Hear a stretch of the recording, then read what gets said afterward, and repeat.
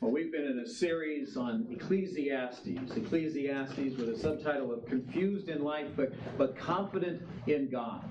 We know that the author of Ecclesiastes is Solomon, the wisest man who, according to Jesus, ever lived and who ever would live.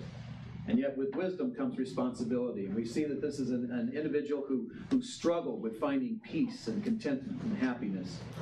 As we looked at over the last few weeks, Ecclesiastes chapter 1, he sets out in search of this enjoyment, this contentment that one should be able to find. And he was probably more able than many to seek this effort because he had all the wisdom and wealth and power that a person could have in that point in history. And he discovered in Ecclesiastes chapter 1 that the vanity of wisdom, that having all knowledge and all wisdom is not enough to bring peace and contentment to our lives.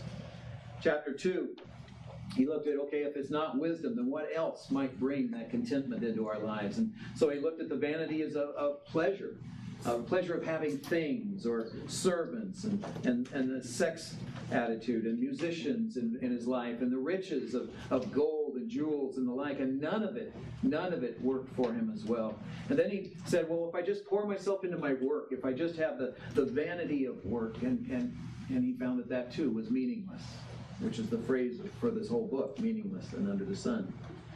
In chapter 3, we were reminded that everything has a time. It has its season in life. And in fact, we know that these seasons are there not because of chance or luck or because of things we've done, but because of God's providence in our life, that He is sovereign in our life. That God has a perfect plan that includes just what we need, but that includes the painful as well as the pleasant. Ecclesiastes chapter 3, verse 12. So I concluded, there is nothing better than to be happy and enjoy ourselves as long as we can. And people should eat and drink and enjoy the fruits of their labor, for these are gifts from God. And I know that whatever God does is final. Nothing can be added to it or taken from it. God's purpose is that people should fear Him. And what is happening now has happened before, and what will happen in the future has happened before, because God makes the same things happen over and over again.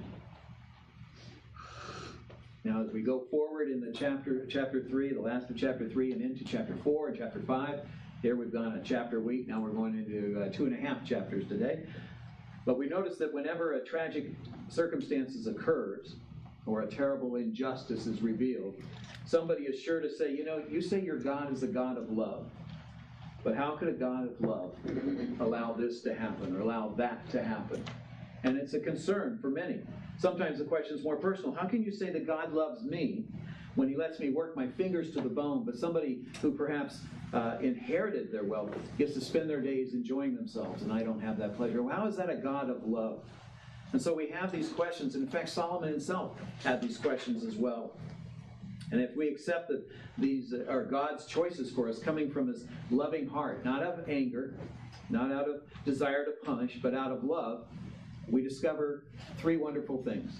We'll be enabled to enjoy all of life, even the painful circumstances. We'll learn to know God, and this lesson will be repeated for us until we learn it, until we get it down right, over and over and over again. Now, there followed immediately here 4 frequently voiced objections that appear to contradict this idea that God has a wonderful plan for our lives, for your life and for mine. The first is injustice. Ecclesiastes chapter 3, verse 16. I also notice that under the sun there is evil in the courtroom. Yes, even the courts of law are corrupt. I said to myself, in due season God will judge everyone, both good and bad, for their deeds. He moved on in verse 18. I also thought about the human condition, how God proves to people that they're like animals. For people and animals share the same fate, both breathe and both must die. So people have no real advantage over the animals, and how meaningless that is. Both go to the same place. They came from dust and they return to dust. For who can prove that the human spirit even goes up and the spirit of animals goes down? So I saw there is nothing better for people than to be happy in their work. That is our lot in life, and no one can bring us back to see what happens after we die. See, in the place where justice ought to be found, in the courts and in our judicial system, we find instead injustice. The searcher gives us 2 answers. The final justice still lies yet ahead. There is justice. Justice will be here. It just isn't here yet. that God has appointed a time when he will bring to light all the hidden things and justify all the things. And that we share with animals a beastly quality. And it's not hard to look on the news sometimes and see the beastly aspect of humanity and the negative things that come out. But the second thing he talks about is oppression. Chapter 4, verse 1. Again, I observed all the oppression that takes place under the sun. I saw the tears of the oppressed, with no one to comfort them. The oppressors have great power, and their victims are helpless. So I concluded that the dead are better off than the living. But most fortunate of all are those who are not yet born, for they've not seen all the evil that is done under the sun. And again, remember that phrase, under the sun, suggests those without God, those that are down here on the earthly level. And he records the anguish and the misery that it causes, calls it the tears of the oppressed, and that there's no one to comfort them. And he doesn't right now answer this, but that's just for the moment, and he will later here. The third one is envy and ambition. What is mankind's greatest motivating passion? Most people are motivated to success because they envy their neighbors. But this too is meaningless, like chasing the wind. People really don't want things. They want to be admired for the things they have. What they want is not the new car itself, but to hear their neighbors say how lucky you are to have such a wonderful, beautiful car. That's what people really want, to be the center, to be the focus of attention, based on envy, based on ambition and pride. And then there are those who would take the opposite effect and drop out altogether, but Solomon answers that too. In verse 5, fools fold their idle hands, leading them to ruin. When you just sit in idleness and do nothing, your resources disappear, your self-respect vanishes, and you're left in total ruin. It would be much better, says the searcher, to lower your expectations, choose just a slightly less ambitious lifestyle. In verse 6, and yet better to have one handful with quietness than two handfuls with hard work and chasing the wind. So powerful is ambition and the desire to be envied that men actually keep working and toiling even when they have nobody to actually impress. Verse 7, I observed yet another example of something meaningless under the sun. This is the case of a man who's all alone without a child or a brother, yet who works hard to gain as much wealth as he can. But then he asks himself, who am I working for? Why am I giving up so much pleasure now? It's also meaningless and depressing. Long ago, a gentleman by the name of Howard Hughes was a big man in the eyes of many, and certainly in the news. He was the creator of the Spruce Goose, which I believe you can still see in Long Beach, right? And was known for many aviation statistics. He directed and produced many movies of Hollywood.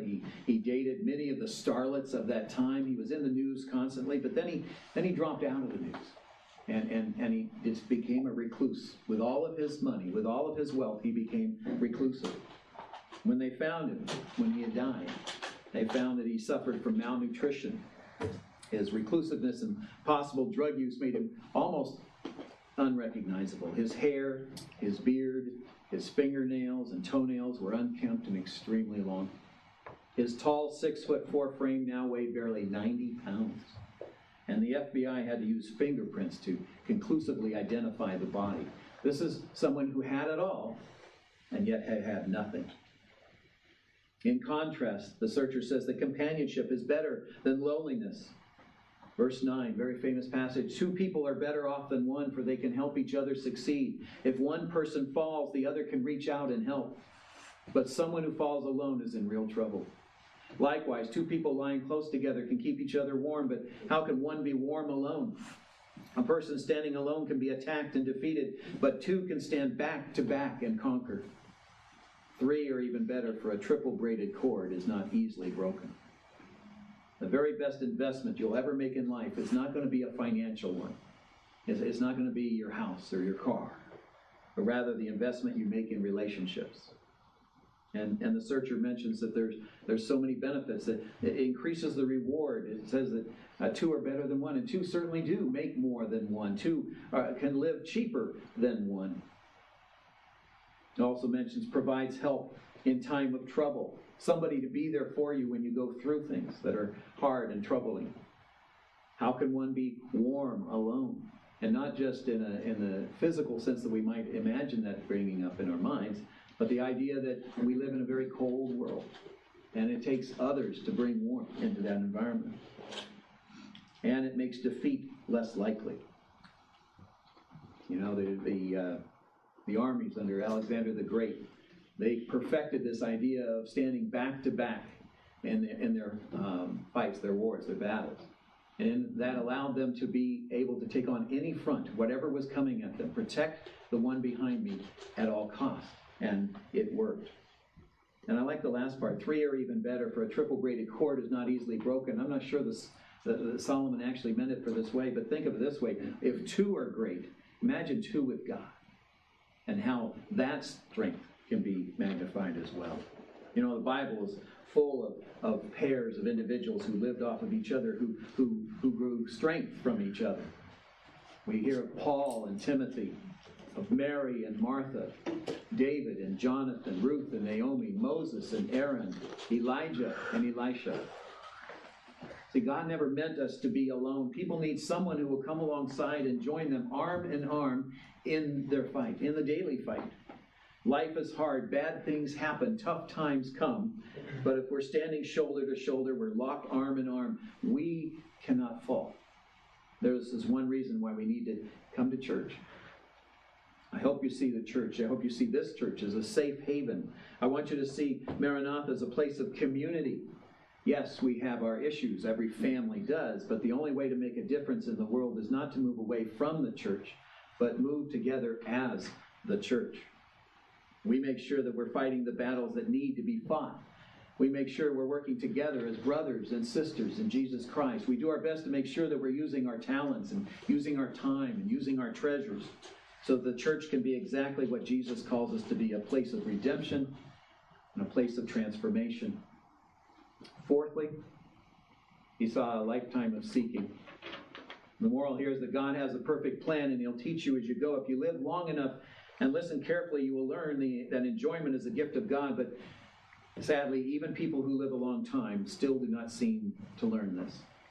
He goes on in verse 13, it's better to be a poor but wise youth than an old and foolish king who refuses all advice. Such a youth could rise from poverty and succeed. He might even become king, though he's been in prison, but then everyone rushes to the side of yet another youth who replaces him. Endless crowds stand around him, but then another generation grows up and rejects him too. So it's all meaningless, like chasing the wind. Although a long life usually does teach a lot of lessons, living a long time does not teach us all the lessons. And a wise youth certainly is better than an old foolish king. It all remains meaningless, like chasing the wind. If in 20 years, if you're still here in 20 years, you will not be the same person you are now. But the question is, will you be a deeper Christian? Will you be a wiser person? Or will you harden and sour and stagnate 20 years from now? So there we have again the 4 arguments that might be brought against God's hand being there and strongly involved in our existence. Injustice and oppression and motivation by envy and ambition that not even a lifetime of searching can find. And in chapter 5, after this wonderfully positive outlook in chapter 4, the searcher answers these objections in a wonderful way. First, verse 1, as you enter the house of God, keep your eyes open and your mouth shut. Learn to let God be God. God is in charge, but we need to let him be in charge. It was brought up in prayer time today. We need to keep our eyes open. We need to be looking for where God is working in our midst. What the searcher is saying is when you gather together as the people of God, look for God, for what God would have you learn. No matter how educated we are, there's always something more to be learned. I know not too long ago I had somebody who stopped coming to the church and said that the reason is they'd been in church all their life and they already knew everything they needed to know about God and the Bible. But as we read the scriptures, we realize that it's a living document in the sense that we are always learning something from God's Word. To learn to let God be God. And then listen carefully, verse 1. Again, it is evil to make mindless offerings to God. Don't make rash promises and don't be hasty in bringing matters before God. After all, God is in heaven and you are here on earth. So let your words be few. Too much activity gives you restless dreams. and too many words make you a fool. See, God is in the heavenly realm, and that's why he sees so much more than we do. You know, I look out, I see many bodies here today, and they reveal certain things. Some of you are interested. Some of you are asleep, but that's okay. But there's no way that I could ever really, truly understand the tremendous complexity and the depth of the struggles that many of you are going through right now in your lives. But God does. See, God not only sees you, he sees what's inside of you. Even what you cannot see for yourself. He sees your heredity. He sees your environment. He sees your struggles. He sees it all. And so why don't we let him be in charge? Thirdly, he goes, don't play games with God. Verse 4, when you make a promise to God, don't delay in following through, for God takes no pleasure in fools. Keep all the promises you make to him. God expects us to carry out our word. This ought to teach us to be careful about what we promise God. Don't make idle promises, for he is not pleased with fools. You may be thinking, well, how have people broken their vows to God? Who makes promises to God? Well, think about these, for instance, our marriage vows before people, witnesses, and God. And yet we so quickly toss them aside, like, well, we really didn't mean what we were saying. Dedication of children vows. You know, we dedicate the kids, and then when we say, you know what, we're going to raise them up in the nurture of the Lord, and then we fail to do so. Salvation vows, vow to do things God's way, but then we find out that's a little difficult, and so we say, no, we've got a better way. Or giving vows, making pledges to give back to God what is already his, and yet we don't do it. And other promises to God, when they're delivered, they don't do it. Why do people do this? Because they don't take God seriously. Don't have a holy awe for a living creator God. You know, there's a movie called The End, and I remember it from my younger days, and as I looked at clips on YouTube, I cannot actually suggest that you guys watch The End. In fact, I had to write down a clip rather than show you a clip because of things that were in it. But it kind of gives this idea of the vows that we make so flippantly to God. After discovering he has only months to live, Wendell Lawson, played by Burt Reynolds, becomes distraught, and he sets out to kill himself, and he tries unsuccessfully attempt after attempt after attempt. In one attempt, he swam far out from shore, only to discover he wanted to live, actually. And in his swim back to shore, Wendell tries to negotiate with God. And he says, I promise not to try and kill myself anymore. Save me, and I swear I'll be a better father. I'll be a better man. I'll be a better everything. Just all I ask is you make me a better swimmer right now. Oh God, let me live, and I promise to obey every one of the 10 commandments. I will not kill. I will not commit adultery. I'll learn the 10 commandments, and then I'll obey every single one of them. Just get me back to the beach. I'll be honest in business. I promise I won't sell any more lakeside properties unless there's a lake around the property. Help me to make it. I'll give you 50% of everything I make, and I want to point out, God, nobody gives 50% of everything. I'm talking gross here, God. I think I'm going to make it. I'm actually going to make it. You are not going to regret this, Lord. I'll obey every commandment. I'll see my parents more often. No more cheating in business. Once I get rid of those 9 acres in the desert, and I'm going to start donating that 10% right away. I know I said 50%, Lord, but 10% to start. Certainly that'll be a help. Notice as he gets back on his feet that all of a sudden those promises to God were kind of not well kept. Verse 5, it's better to say nothing than make a promise and not keep it. Don't let your mouth make you sin, and don't defend yourself by telling the temple messenger that the promise you made was a mistake. That would make God angry, and he might wipe out everything you've achieved. Talk is cheap, like daydreams and other useless activities. Fear God instead. God is not cruel. God is not heartless. He's loving, but he's real, so don't play games with him. Pay attention when you're hearing the words of God. Listen as he describes living life to you. He's telling you so that you might find enjoyment all that you do. Fourthly, he mentions the value of government. Verse 8, don't be surprised if you see a poor person being oppressed by the powerful, and if justice is being miscarried throughout the land. For every official is under orders from higher up, and matters of justice just get lost in red tape and bureaucracy. Even the king milks the land for his own profit. We need to recognize that there is good in government. The government is put in place by God. Sometimes not the best of governments, but government is there. We cannot live in anarchy. Someone has once said that even bad government is better than no government at all. We need to take comfort in that, even when it looks like it's a very restrictive government. Then he moves on to what is probably the more on the minds of others. Is money the solution? Is the things that I inherit and get, is that the solution? And he says that money will not satisfy you. Money will not leaving you feeling full and enjoying life. Verse 10, those who love money will never have enough. How meaningless to think that wealth brings true happiness. John D. Rockefeller, one of the wealthiest men of the century, after he made all his millions, said, I would give up all that I have now if I could experience the contentment and satisfaction in the days when I was making just $3 a week. He goes on to say, the parasites will gather around you to spend your money for you if you're wealthy. Verse 11, the more you have, the more people come to help you spend it. So what good is wealth except perhaps to watch it slip through your fingers? Thirdly, you'll lie awake at night worrying about how to keep that wealth that you have. Verse 12, people who work hard sleep well, whether they eat little or much, but the rich seldom get a good night's sleep. Fourthly, he says you can lose your riches. Verse 13, there's another serious problem I've seen under the sun. Hoarding riches harms the saver. Money is put into risky investments that turn sour, and everything is lost. And in the end, there's nothing left to pass on to one's children. Everything you have can disappear overnight. Imagine a fire taking out everything you have, or a drop in the stock market. I remember in this last recession we had, a good friend of mine had everything he had for retirement, and he was about to retire, in the stock market. And within 2 days, it would get cut in half because of the stock. And so we think we have it all secure. We think we have it safe, and yet any time to the end of our lives as naked and empty-handed as on the day we were born. Verse 15. We can't take our riches with us, and this too is a very serious problem. People leave this world no better off than when they came. All their hard work is for nothing, like working for the wind. Throughout their lives, they live under a cloud. They're frustrated and discouraged and angry. Once again, we come to the true answers in the closing words of this chapter. If you look at verses 18 and 19.